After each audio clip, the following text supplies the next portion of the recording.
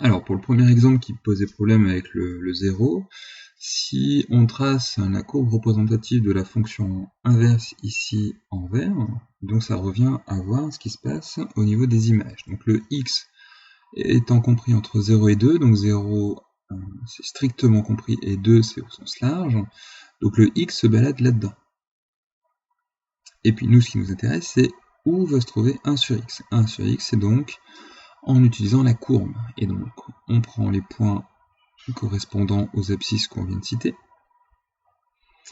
Donc ici, j'ai le droit de le prendre, ce point-là, j'ai donc le droit de le prendre. Le 0, je ne peux pas le prendre puisque 1 sur 0 n'existe pas. Donc, et d'ailleurs, je vois au niveau de la courbe que ça monte, ça monte, ça monte indéfiniment, ça va jusqu'à plus l'infini.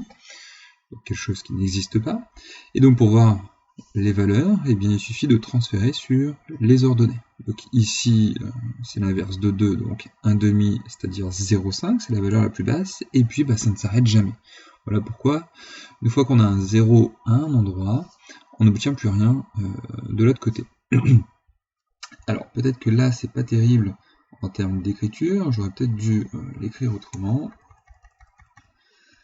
Pour que ce soit plus visible, 0,5.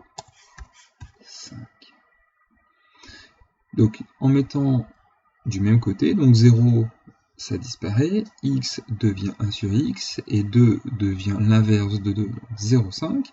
Les inégalités ont changé, et donc on remarque bien, quand j'ai un 0 d'un côté, eh bien il disparaît.